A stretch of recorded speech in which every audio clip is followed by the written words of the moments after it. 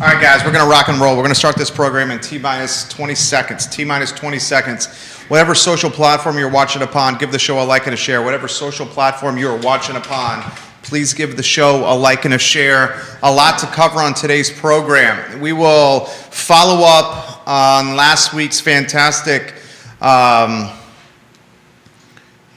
spurt, 5 days of programming. Last week, the network was scintillating, sizzling, sensational. If you like alliteration, that's a little bit for you right there. We covered the mask in schools topic in Glenn Youngkin's yanking of the mandate in schools from every angle, from a Commonwealth's attorney standpoint with Jim Hingley, from a pediatric standpoint at Pediatric and Associates, from the standpoint of two doctors at the University of Virginia. We showcased the COVID advocacy toolkit from the Urgency of Normal group. We had Karen Wolf, Dr. Karen Wolf, respond to that toolkit. I thought just it was a really good job of showcasing a topic that hits close to home from a number of different angles and then allowing you, the listener and the viewer, to make up your mind. I'm going to offer some perspective from yesterday's program or last week's program today on the show. We're also going to cover the news that we broke that then turned out to be in every news cycle, every media outlet in Charlottesville following the breaking of that news, the X Park sale. I think there's a lot we need to talk about from an X Park standpoint today on the program, and we will do that today. We also have more breaking news for you today on the I Love CVille show as we continue to dig deep and offer quality content for you on this network. We work extremely hard for you on this network, and the only thing we ask in return for this is this hard work is for you to like and share the program and tell some folks about it. That's all we ask. Literally all we ask. So give it a like, give it a share. Spotify, iTunes, Apple Podcasts, YouTube, LinkedIn, Instagram, Facebook, Twitter, wherever you're watching. Engage with the program and share the program. Judah Wickhauer is our director. Give me T-minus 10 seconds and we can rock and roll.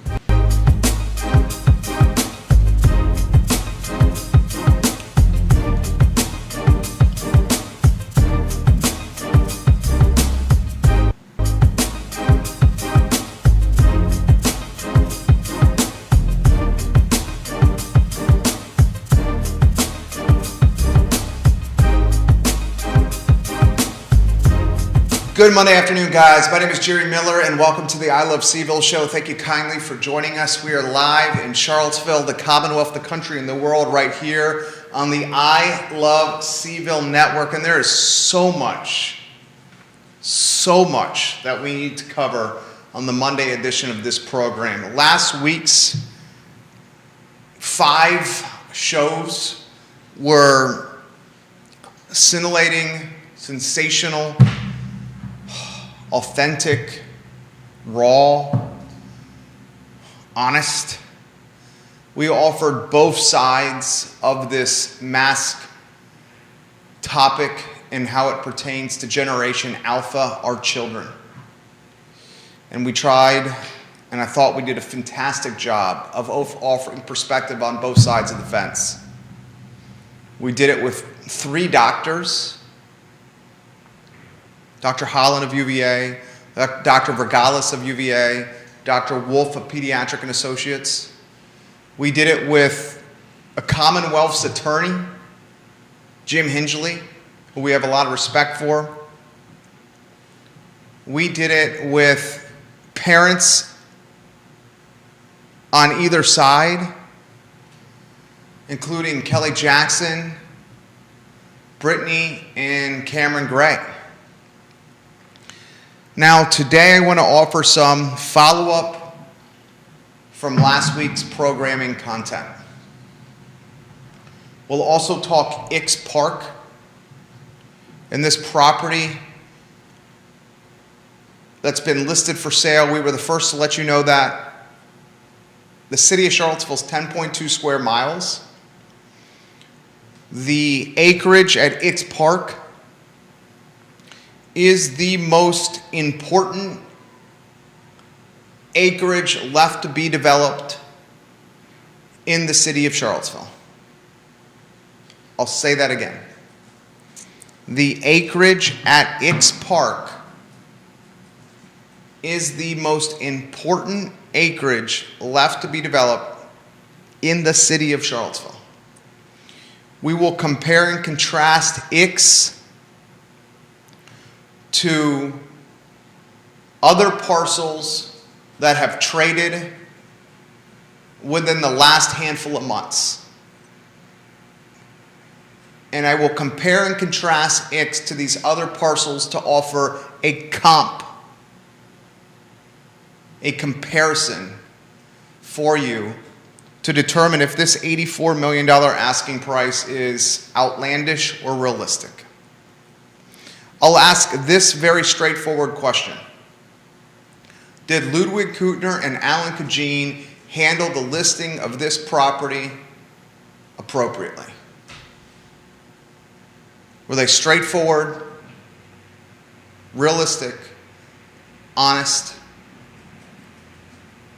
and mindful of the impact and influence they have in this community? We will break some more news on this network about more businesses that are either closing or for sale. Once these topics are covered on this program, they will then head to the traditional media cycle as those outlets stream and watch this content for content of their own. We understand the influence and the impact in this community and the reach that we have here, and we take it seriously, extremely seriously. And I want to start first on a follow-up on what this network showcased and covered Monday through Friday of last week. The masking in schools topic is as authentic and as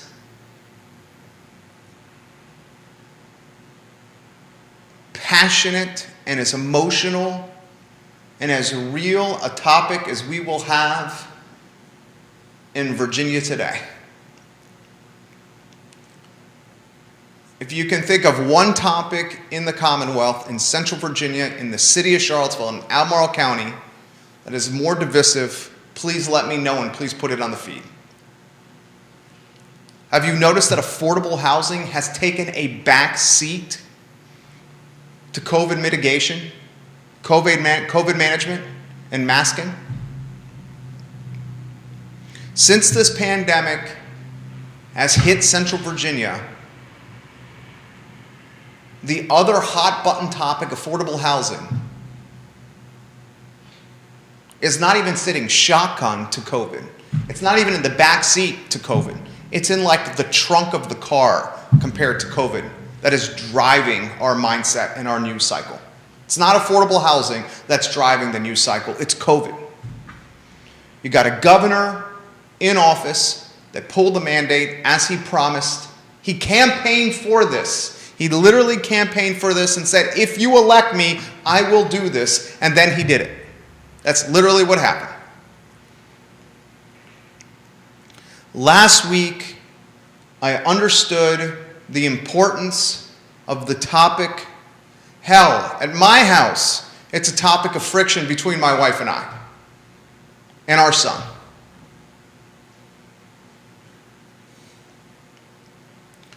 That's why we offered the perspective from Commonwealth's attorney's side. Doctors at UVA, advocacy of toolkit, return for normal, urgency of normal. Dr. Wolf, Pediatric Associates, stay masked through the end of second semester, she says. from the parent side of either side of this coin.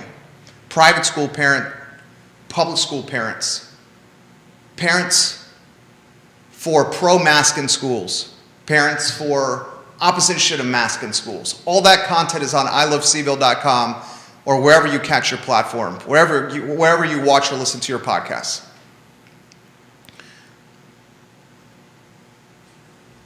This is my perspective that I'm going to relay to you. And then we'll head to Ix Park. I'm going to spend 90 seconds on this and then go to Ix Park. And we'll compare and contrast Ix Park to Fashion Square Mall, to the Ivy Square Shopping Center. We'll compare and contrast Ix to other parcels of importance in the city of Charlottesville. We'll ask the future of Ix, and did the owners of Ix handle the listing of this property correctly? And we'll also identify a couple of businesses that are closing and or are for sale today on the show. First and foremost, let's do the flip book of what transpired with masking in schools. In 2021, we had one of the most contested, divisive, engaging governor's races in Virginia as we've ever had. McAuliffe, Youngkin, Youngkin, McAuliffe. Virginians, by a 2.2% margin, elected Glenn Youngkin into office. Youngkin captured the red Republican vote while appealing to the centrist, moderate,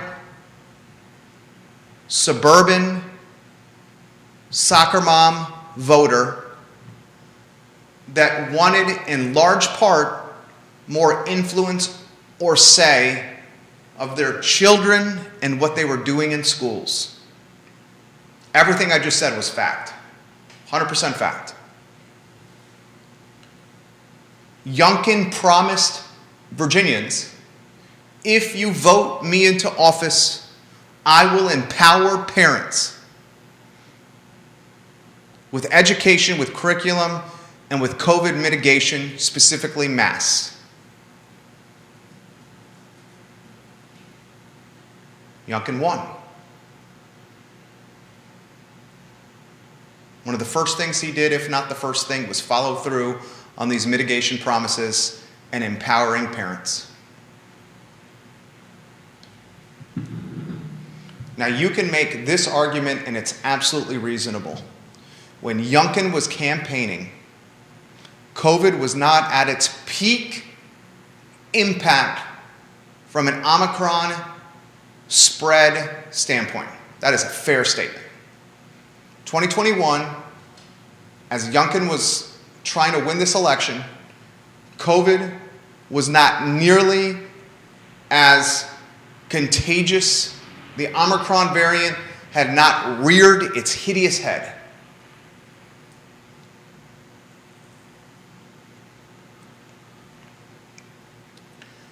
We often badger in battle. We often badger and berate politicians by not following through on promises on the campaign trail. And we call them two-faced liars and speaking out of either side of their mouths when they do this. Today, in January of 2022, we have a politician in Youngkin that followed through on his campaign foundation, on his promises. And instead of saying he's speaking out of both sides of his mouth or calling him a liar, he instead is being berated, battered, and battled for damning the health and safety of children, administrators, teachers, and frontline workers in schools.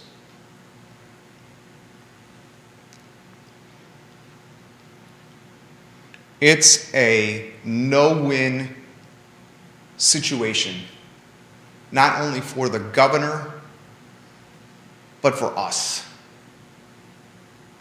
For us, especially moms and dads. You read the news this morning, and now a new variant has reared its hideous head. An Omicron subvariant that's 1.5 times more contagious than Omicron, which was way more contagious than Delta, which was way more contagious than COVID. The variants morph, and they, like amphibians or cheetahs trying to survive in the wild, their spotted coats change and adapt to vaccinations.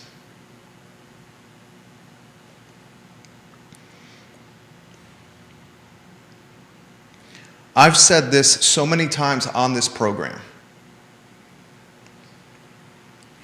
Parents on either side of the fence, and I've said there's 3 groups. There's the group that is mask all the way no matter what. Mask up, do it no matter what. There's the parents that want the choice to mask their kids or not. And then there's the parents that don't want the mask, return to normal completely right now. Those are the 3 groups.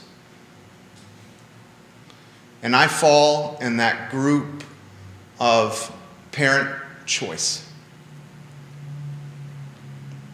All 3 groups have one thing in common. They're coming from and assessing this pandemic from what's best for my kid. We all have that in common, what's best for my kid. We want what's best for our kid. It's our number one tendency as mama bears and papa bears, what's best for our kid. It's our number one tendency. We all have that foundation of those 3 groups. That's how we're going about it. I've said I want the choice. And guess what? As a parent who, if given the choice, and at our school we are given the choice, we would still choose, especially because of my wife's influence in our family, to mask our kid and send him to school with a mask on. That's how important it is to her. And I want to emphasize this. We're seeing democracy, whether we like it or not, and some despise it, and some are in favor of it. But democracy literally is transpiring before our eyes. A governor won on a platform associated with mitigation strategies. Virginians voted him into office. That's democracy. Democracy. He's following through on what he campaigned for and putting it into practice through policy. That's democracy. Democracy. School boards in Central Virginia, Greene County, Orange County, Fluvanna County, Louisa County, Augusta County, Madison County. School boards all over Central Virginia are voting. Sometimes in 3-2 fashions. Sometimes in 3-2 fashions that lead to the resignation of school board members who opposed what they voted against. They resigned. Greene County, that happened. But good night. It's democracy. Democracy at the state, Commonwealth level, and democracy at the local school board level. That's democracy.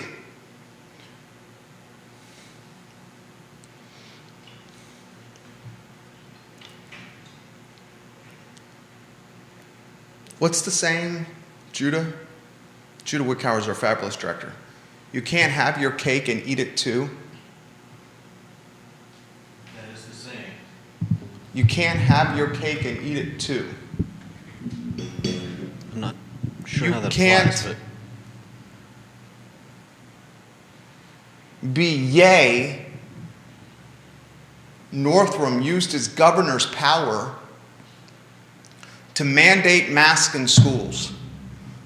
That's democracy. And then you can't say Youngkin used his governor's powers to pull the mandate. That's dangerous.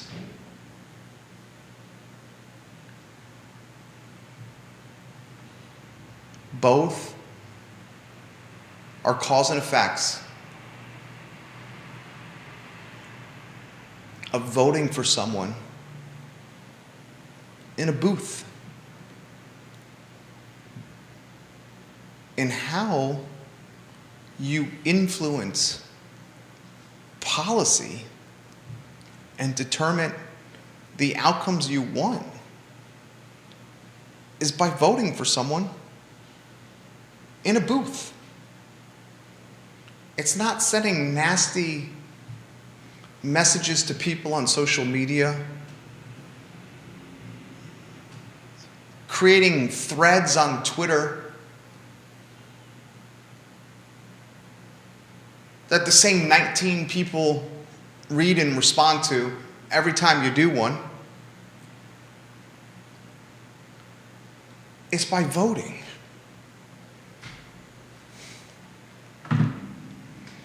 And I'm going to close with this before I get to Ix.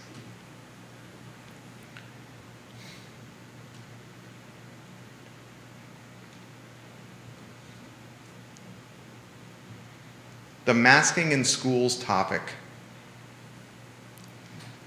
is going to unfortunately get nastier and uglier and more heated before it gets more reasonable, pleasant, and lukewarm. We should prepare ourselves for that.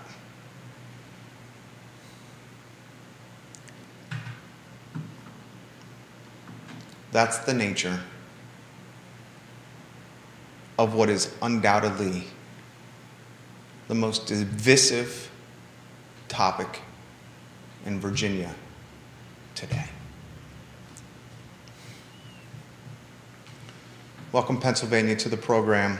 Tennessee, Maryland, folks in Lynchburg, Arlington, Richmond, Short Pump, Crozet, Albemarle, Orange, Nelson, Louisa, Greene, Waynesboro, Martinsville, Charlotte,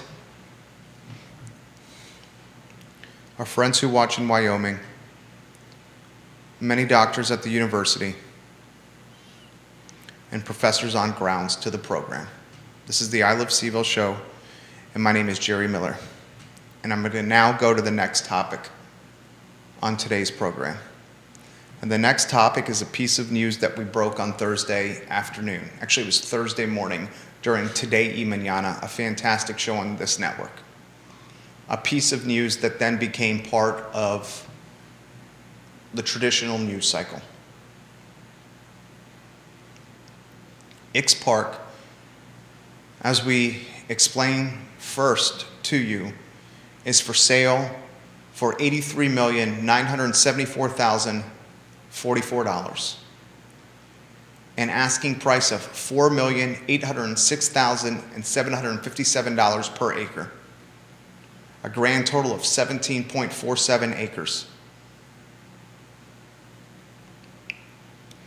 The listing clearly states, and the listing is posted on ilovecville.com, on our I Love CVille Instagram, and on all our I Love CVille social media platforms. The listing clearly states that the deal is contingent on the leases in play with the businesses at Ix Park, and there are many of them. Businesses we adore. I'm going to try to ask these questions. Is the $84 million an appropriate asking price for this piece of real estate? I'm going to try to ask this question. What's the future for Ix Park? I'm going to try to answer this question. Answer, not ask. I'm going to try to answer this question. Ix Park versus Ivy Square Shopping Center, which the University of Virginia Foundation purchased. We were the first to let you know about that. Versus Fashion Square Mall, which Richard Hewitt purchased. We're going to compare and contrast Ix to Ivy Square to Fashion Square. And then I'm going to try to answer this. Did Alan Kajin and Ludwig Kutner handle the listing of this piece of property in straightforward, honest, and above-the-board fashion? We will then break some more news, and I'll give you a tidbit now. Freestyle is closing after 26 years of proudly serving this community. Yes, Freestyle, the outdoor store, and Great Harvest Bakery behind Seaville Coffee and Keith Woodard's shopping development is for sale. I have those details for you. First, Ix. $84 million. Geez, there is sticker shock when you hear a number like $84 million, isn't there? I mean, immediately you hear 84 million or you read it on I Love Seville Instagram and you're like, good Lord, that's an astronomical number. They'll never get 84 million. And then I caution and offer comps. And then I try to get to the reasoning and the thinking behind the 84 million, and you'd be surprised, perhaps 84 million is in the ballpark. Let's put our thinking caps on and use data. Ivy Square Shopping Center was purchased by the University of Virginia Foundation. The University of Virginia Foundation paid $20 million for Ivy Square Shopping Center. That's the shopping center that's home to Foods of All Nations and an eclectic mix of merchants on Ivy Road. The University of Virginia Foundation paid $20 million for Ivy Square Shopping Center, which is comprised of 2.77 acres. I will give you that number again. UVA Foundation paid $20 million for 2.77 acres that we call Ivy Square Shopping Center. Please write that down and remember it. Please consider this. Richard Hewitt, on the steps of the courthouse, about a block and a half from this building, from this studio, in the city of Charlottesville, Richard Hewitt purchased 2 parcels of Fashion Square Mall. First, he purchased the JCPenney site for $4.5 million in September of 2020. Then in July of 2021, not even a year later, Richard Hewitt bought the remaining portion of Fashion Square Mall from Washington Prime Group for $20,200,000. So in a nutshell, Richard Hewitt, for a combined $24,700,000. I will give it that number to you again. Richard Hewitt, for a combined $24,700,000, purchased Fashion Square Mall in a couple of deals. And that undoubtedly is a comp or comparable for Ix. So you have 2 deals that have closed that I've identified as comparables or comps for Ix. Now, before I answer this question, is this a good price, I need to give you more context. Last week, City Council, in a closed-door working session, basically a masterminding session for council, they asked, how are we going to get to a budget for this coming fiscal year that can accommodate all the projects that we have on our horizon, like school reconfiguration specifically? And they said, we need to get green light from Richmond to do a sales tax uptick in the city of Charlottesville. And then once, remember, we're in a Dillon rule state where Richmond's calling a lot of the shots for the jurisdictions. If Richmond greenlights this sales tax uptick for the city of Charlottesville, we then have to do a referendum in the city of Charlottesville for voters to see if they will approve a sales tax uptick. Richmond said, "Not so fast, my friends," in the words of Lee Corso last week. So now council is left with this decision. Do we uptick real estate taxes 13 cents or more, which is a sizable uptick, to generate incremental revenue to help with projects like affordable housing and school reconfiguration? So here we are in a climate, my friends, viewers and listeners. We're in a climate where 5 people in a closed-door work session are brainstorming the potential for massive real estate tax increases. And they need to real estate tax increase our jurisdiction we call the city of Charlottesville, because they want to do things that are important to people in the city, like school reconfiguration, like affordable housing.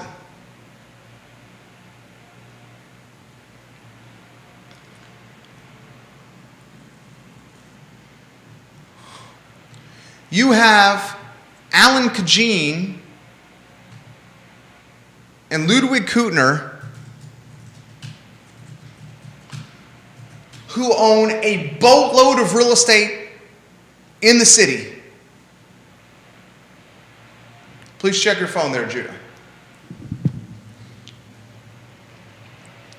You also have Alan Kajin and Ludwig Kutner, who are no spring chickens.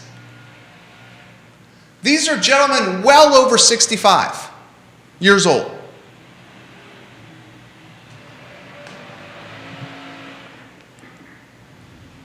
So let's just use common sense, the eye test, and think about this rationally and reasonably. The city of Charlottesville has already raised assessments on real estate this year. The city of Charlottesville's main source of revenue for its jurisdiction is money tied to real estate. The city of Charlottesville is feeling pressure from people in the community to do school reconfiguration that's $74 to $100 million in costs over a few year period of time. The city of Charlottesville just struck out potentially when Richmond said, the delegates, we're not gonna green light sales tax increases for this jurisdiction.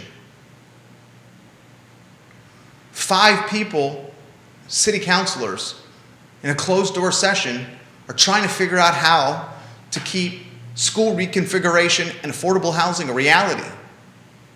So they're thinking about a massive increase in real estate taxes. You got 2 dudes that aren't young in Kajin and Kutner that own a 17.5 acre parcel that's taxed currently at the clip of 20 million. Excuse me, it's assessed at 20 million.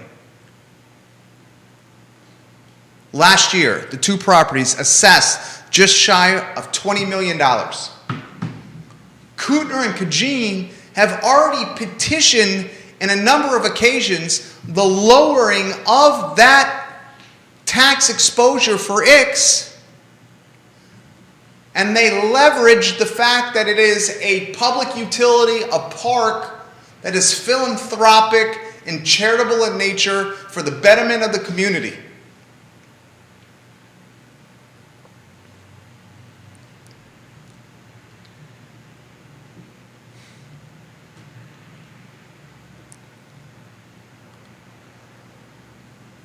From my standpoint, and I respect you, Alan Kajin, you know I do, and Ludwig Kutner, I respect you as well.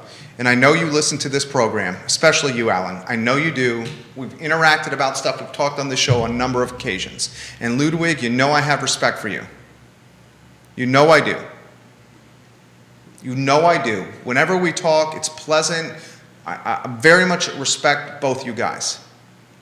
I'm going to say this very straightforwardly, and no one who listens or watches this program can ever say that he does not say stuff he doesn't believe in. I say stuff that I believe in, regardless of it stinging or being unpopular. Okay? And to voice your opinion like this, like I do, you have to have the thickest of thick skin because you receive nastiness from people who disagree with you, and that's okay. I get it. It's part of the gig. But Ludwig and Alan, and this is very straightforward to you, for you guys to petition, for you guys to say that a $20 million assessment, that your tax exposure associated with Ix Park is not fair to you and your bottom lines because this is a public utility, a park that's used for charitable functions. For you guys to make that statement, and you guys have put reasonable arguments in play for that. And Susan Krischel does a hell of a job of arguing that as an attorney herself. She is talented, she is dynamic, and she knows how to present things in very intelligent fashion. Susan, I sincerely mean that about you, Susan. But for you to say that, we shouldn't be taxed at this clip for this property, and then to go and very clandestine nature list this property. And if I had not have put this on people's radar, this probably would be on the DL right now and no one would know about this $84 million listing. I just want you to realize that. For you to say that this piece of property does not or should not have this tax exposure, and then you go and list the property for $84 million, that, I need to be straightforward, is a bit disingenuous to me. That is a bit disingenuous to me.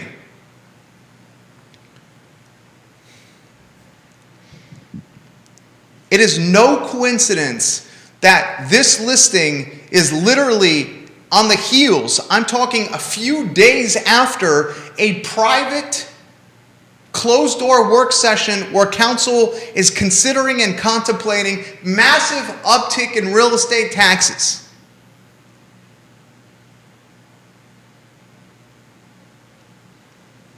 Furthermore, the green space that is the art park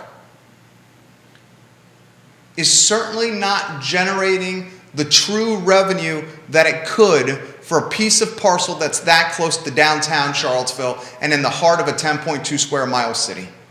I love the art park. I freaking love the art park. I love concerts at the art park. I love going to this place. I love the farmers market. I love all the value that is contributed and the value proposition that comes with Ix. In fact, someone said on the I Love Seville network last week that Ix is like the last cool little bit of weird left in Charlottesville.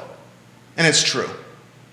And someone else said, oh great, the city's going to turn into expensive housing, condos, breweries, and expensive restaurants. And I'm like, that sounds like Asheville. And it's true.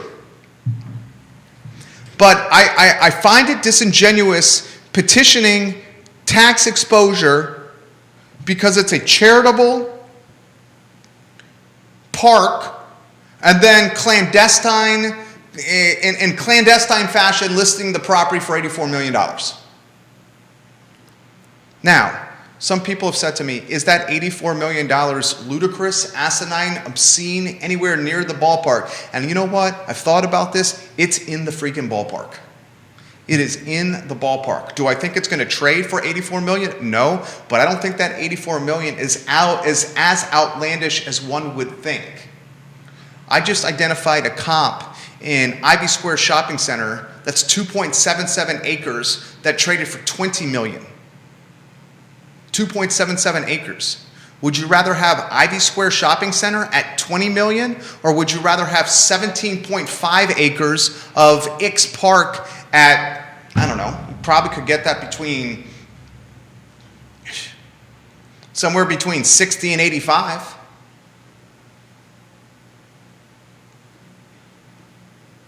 The opportunistic nature of Ix is way more appealing than Ivy Square Shopping Center at 2.77 acres versus 17.5. How about Fashion Scare Mall? Would you rather, like Richard Hewitt paid? R. Hugh, Mr. Richard Hewitt, I watched him on the courthouse steps when he paid, when he did that last little auction on the Albemarle County Courthouse steps. This dude dropped $24,700,000 for Fashion Scare Mall, and he did it, like, in the words of Stuart Scott, as if he was cooler than the other side of the pillow. He had Ray-Ban sunglasses on, a white button-down shirt that was cleanly pressed, a gold tie that glistened as if it was gold bullion, khakis that were pressed with cuffs right above Italian loafers. He looked like a cool cat. Would you rather have a $24,700,000 Fashion Scare Mall or a X Park somewhere between $60 and $85 million, depending on how good your negotiation skill set is? And we need to realize this. The future of X Park, I hate to say this, and we all already know it, but the future of X is not a concert venue and an art park. I hate to tell you that. The future of X, whether we want to realize this or not, whether we're honest with ourselves or not, is extremely expensive apartments or condos that for sale that will trade $800,000 to $2 million per unit. X is the last most important undeveloped piece of real estate in the city of Charlottesville. And I'm going to cut to the chase one more time as I'm being straightforward and honest on this program. The upzoning push that many in this community have done. There's many in this community that are doing this upzoning push for massive density in the city. And I'm all for housing, and as Neil Williamson says, housing everywhere for everyone. I'm all for it. But the collateral damage of this upzoning push in the city of Charlottesville, I've identified one already. The HOA neighborhoods in the city of Charlottesville, and if you go to I Love Seville Instagram, you'll see many that I rattled off. Huntley, Willoughby, the front part, Cherry Hill, Village Place, Lockland Hill, part of it, Sunrise Park, Brookwood, 5th and Harris, Longwood Drive, Melbourne Park, Paynes Mill. Those are 11 neighborhoods in the city of Charlottesville that are HOA. Those 11 neighborhoods supersede upzoning changes by government. Those 11 neighborhoods are going to explode in value when this upzoning becomes reality, and it will become reality. They will explode in value because those HOA bylaws and documents supersede what City Council is going to put into play. They will enormously uptick in value. So will the HOA neighborhoods in Albemarle County's urban ring. Redfields, Mosby Mountain, Oak Hill, Lake Renovia, Mill Creek, Foxcroft, Glenmore, Prophet Ridge. They will boom in value because the HOA bylaws protect space and privacy and prevent density. That's one of the aspects, one of the collateral damage aspects, one of the nuanced elements that I've covered very appropriately and intelligently on this network. Another nuanced aspect of what's about to transpire, and get ready, dudes. Get ready. The upzoning potential that's about to transpire makes X Park even more valuable.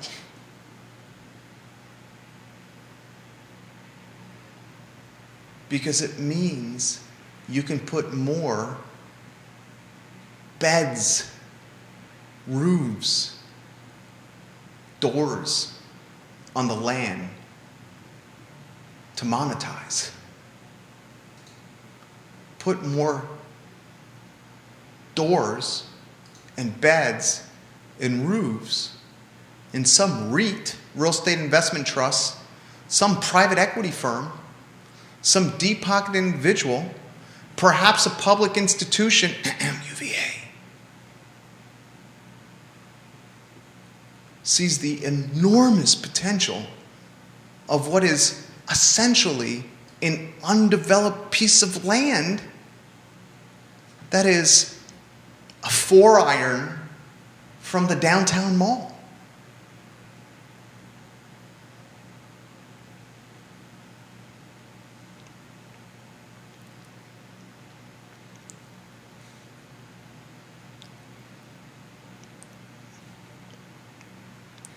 In conclusion,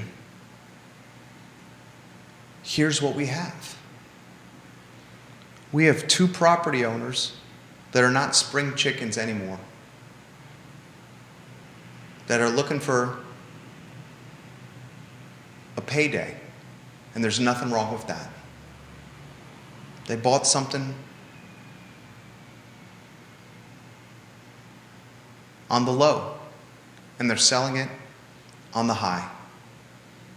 And these sophisticated owners are reading the political climate of the city.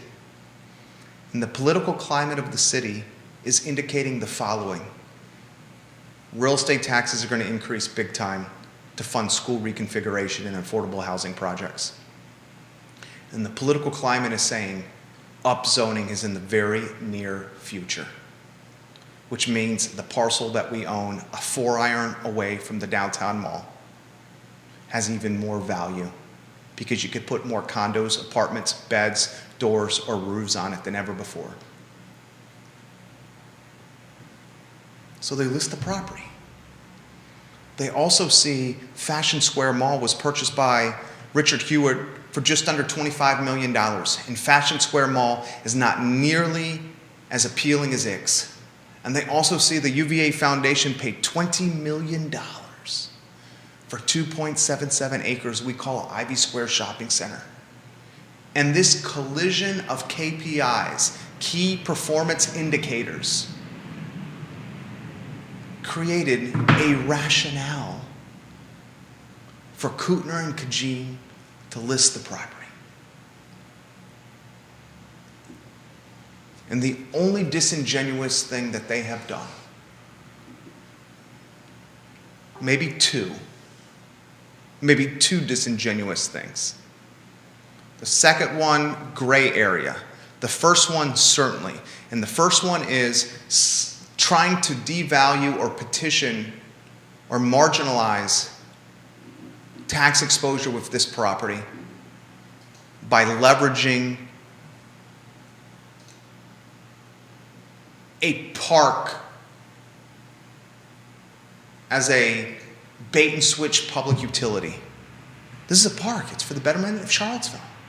We have concerts and host charity functions. We shouldn't be taxed like this. We're giving this to Charlottesville for goodwill.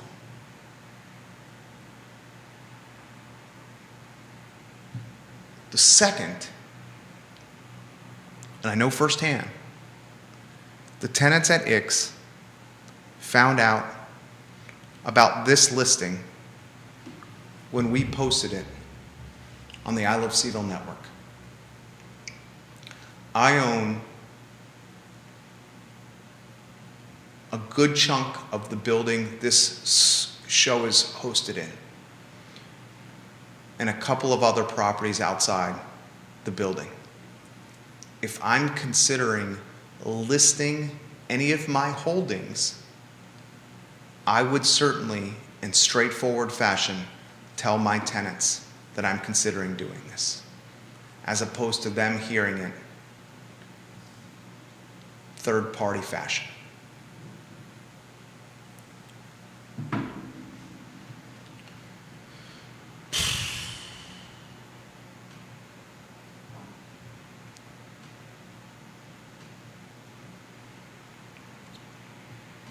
Got 5 states watching us today, Judah.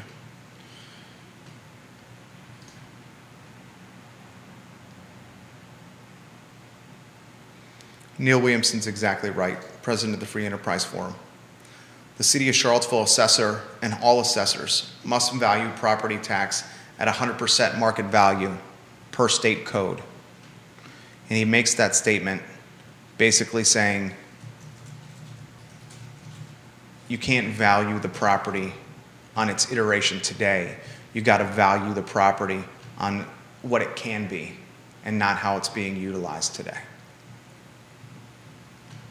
A couple of other items out of today's notebook, and I'm grateful for you watching us on the I Live CVille show, and I want some closing thoughts when we get there from you, Judah Wickhauer. We have some unfortunate, I don't think unfortunate is the right news. It's still, like in the words of William Shakespeare, parting is such sweet sorrow. Freestyle is closing its doors. After 26 years in business, the owners, the Cobers, have come to the difficult decision to close their doors, they say.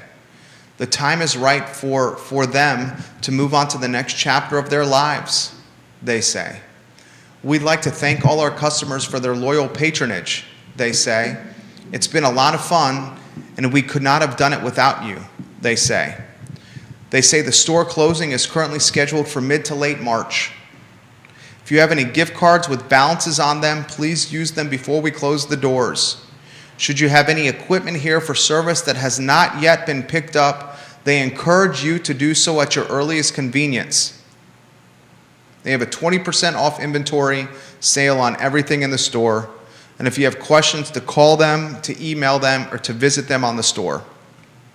Freestyle, their tagline indicates, is your source for adrenaline sports.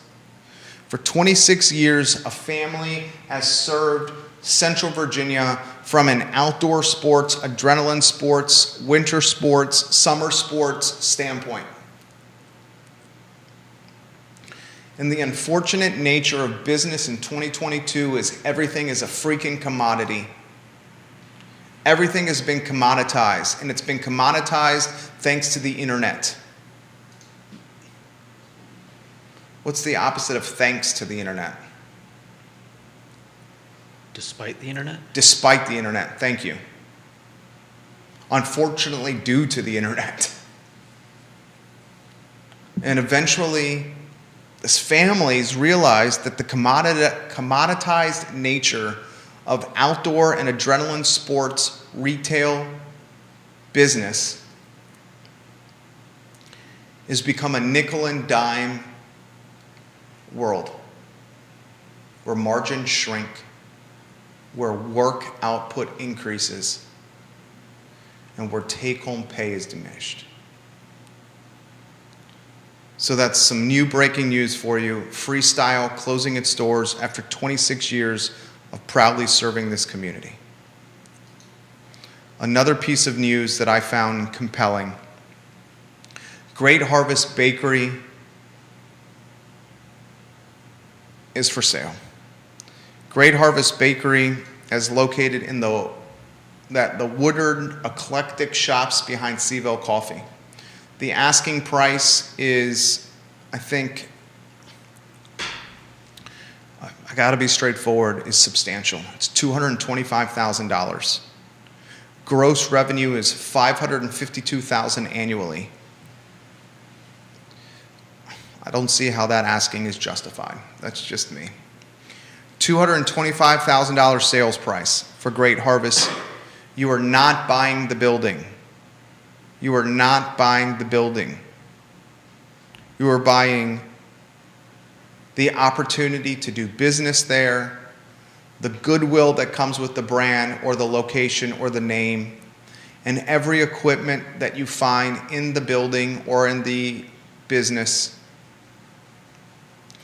Interestingly, you can change the name from Great Harvest. That surprised me.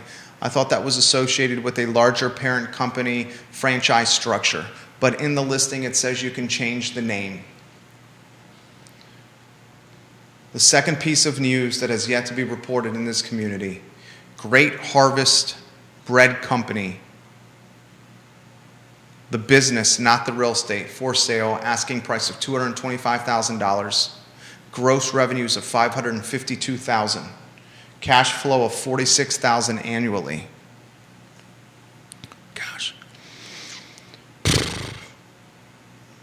buying the business and not the real estate. It is a very challenging time to be an entrepreneur. A very challenging time. And we are seeing this with businesses left and right hitting the for sale market.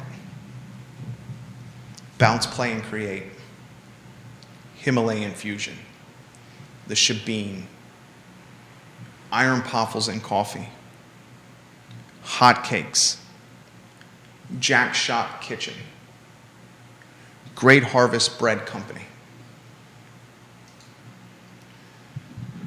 Judah, Two Shot. Please, sir. Wickower of Judah. Thoughts on anything we've covered today? I think my biggest issue right now is the your take on democracy. I find a little bit off. I think that Youngkin mandating is I don't see that as democratic, at least not the way that he's accomplished it. It takes into I think it takes into consideration the people that the Republicans, one side of the issue, that may have wanted this, but I don't think it took into consideration everybody else. And I think it was exactly the same thing as what was previously mandated, just in the other direction.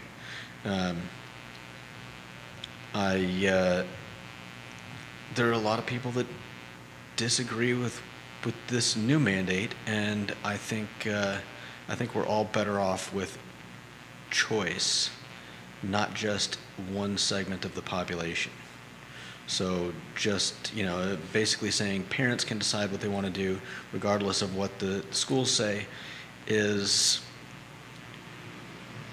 I feel it's not a move in the right direction. Anything else? I think that's a large. That's what I've got to say. I don't really know much about the real estate issues, but $84 million is a lot of money. My response to Judah is, I appreciate Judah Wickower very much. He's the director of the show. I have tremendous respect and appreciation for you.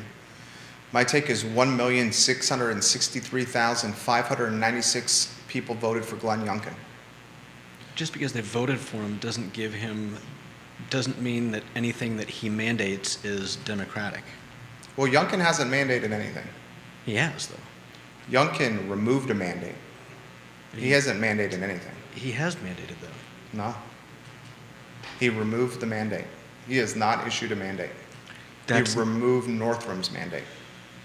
That's not what I heard. That's not we could be arguing schematics there, but he's removed Northrum's mandate. Is what Youngkin has done.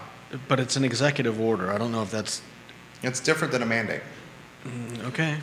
And my take is 1,663,596 people voted for Youngkin. 1,600,116 people voted for McAuliffe. And that's... Youngkin's platform was 100% associated with returning the power to parents. I don't have a problem with that, and I don't... This is what he campaigned on. And if I'm wrong, then I'm wrong. I don't have a problem with him getting rid of the mandate. But from what I've heard from people in the school system, he didn't just get rid of the mask mandate. He made it so that schools could not decide for themselves, could not decide with the teachers and the parents. Well, schools are deciding for themselves. That's why it's going to school board votes. That's why Greene County, in 3-2 fashion, voted yes. That's why Albemarle County is keeping mask in play. That's why the city of Charlottesville is keeping mask in play. You have school systems that are voting with their boards. I believe, if I'm not mistaken, somebody correct me if I'm wrong, that They will. that is public schools that are doing that. And the reason they have that option is because they also have, there is also a ruling on the books somewhere stating that public schools have to follow the CDC guidelines, which gives them a loophole so that they can decide to follow the CDC guidelines, or they can follow what Youngkin has executive ordered if it's not a mandate. That leaves them the chance to make a decision for themselves, where private schools, which were not included in the ruling on following CDC mandates, don't have that loophole, and they have to follow. That's not true. Private schools, including Glenn Youngkin's, where his children go, are still mandating masks in schools. Okay, if I'm wrong, I'm wrong. You are here, and you know I respect you tremendously. Charlottesville Catholic School is having to offer the choice to parents because of funding associated with the Richmond Diocese. The private schools are making this choice. Okay, if you say they're making that choice. Other private schools, which I've identified on this program, are still masking up. Oh, I know. Now, you could use this as a cog to your argument that Youngkin is leveraging school funding to make schools adhere to his new policy, and that's legitimate. He is given the perception that if schools do not adhere to his lifting of Northrum's mandate, then they will lose potentially funding from the Commonwealth. And that's a legitimate argument. It is undoubtedly a legitimate argument, an argument that's been presented by his administration. But Youngkin is solely lifting a mandate from Northrum. It's not a mandate over another mandate. If I'm mistaken, then I'm mistaken. I apologize. Today was a good show. We're very grateful for everybody that's watched. Vanessa Parkhill, hello. Brendan Purcell, hello. Nicholas Erpy, hello. Brian Yeagle on Twitter, as I just indicated, and thank you, Brian. School boards have deciding for themselves all week. He's right. We saw that. We're not close to the finish line on this topic. And as I said, it's going to get more heated and embattled before it gets lukewarm and rational. So giddy up. I'm Jerry Miller for Judah Wickhauer. This is the I Love CVille Show.